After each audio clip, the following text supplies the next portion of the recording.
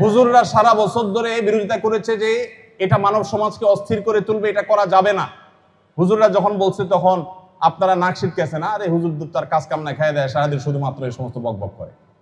যখন মার্কিন president Donald Trump দাঁড়িয়ে বললেন there is no gender, male এবং ফিমেল ছাড়া কোনো প্রকার জেন্ডার বলতে কিছু নাই, সব বাদ। ইউএসএইড যখন এখানে যে সমস্ত এনজিও গুলো এই শয়তানিগুলো করতো, এদের ফান্ড দেওয়া সব বন্ধ করে দিল, এরা তল্পি গোটায় দেশের বাইরে যাওয়া শুরু করে দিল। এখন আপনার বুঝে আসছে হুজুররা যেটা বলছিল ওইটা ট্রাম্প সাহেব বলার পরে এখন মনে হচ্ছে বাহ, খুব যৌক্তিক কথা। হুজুররা যখন বলছে তখন আপনার কাছে যৌক্তিক মনে হয় নাই। ফ্যামিলি প্ল্যানিং এর নামে, পরিবার পরিকল্পনার নামে মানুষ জন্মের হার কমতে কমতে আমাদের দেশে যে পর্যায়ে আসছে, প্রেডিকশন বলছে যে আর 10-15 বছর পরে আমাদের দেশেই ক্রাইসিস তৈরি হবে, দেশ চালাবার মতো মানুষ পাওয়া যাবে না, বুড়ো দিয়ে ভরে যাবে দেশ। আপনি ইতালি সহ পৃথিবীর সমস্ত উন্নত দেশে যান, একটা উন্নত দেশ আপনি খুঁজে পাবেন না যেই দেশে যেই পরিমাণ মানুষ দরকার আছে সেই পরিমাণ মানুষের প্রোডাকশন হয়, জন্ম হয় নাই। প্রত্যেকটা দেশে ক্রাইসিস চলছে। প্রত্যেকটা দেশের গভর্নমেন্ট দেখবেন একটা ছেলে হলে প্রণোদনা দেয় ধরা যাক $200, দুইটা ছেলে হলে $500, তিনটা হলে $700।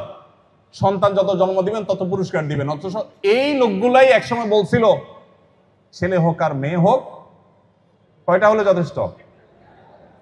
দুইটা হলে যথেষ্ট, একটা হলে আরো ভালো হয়। বেশি ছেলে মেয়ে হলে বলে আরে বেটা হুজুর খ্যাত, হুজুরের কোনো স্মার্টনেস নাই। তো ওরা ধরা খায়া যে জায়গায় আসছে আমরা সেটা এখন শুরু করছি। পুরান পাগলের ভাত নাই, নতুন পাগল শুরু হয়েছে।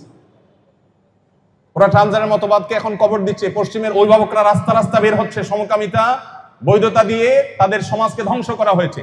ইলন মাস্কের মতো মানুষ বলছে আমার ছেলেকে খুন করা হয়েছে এই মতবাদ দিয়ে। ছেলে সে ট্রান্সজেন্ডার মতবাদে প্রভাবিত হয়ে মেয়ে হয়ে তিনি মনে করছেন তার ছেলেকে খুন করে ফেলা হয়েছে।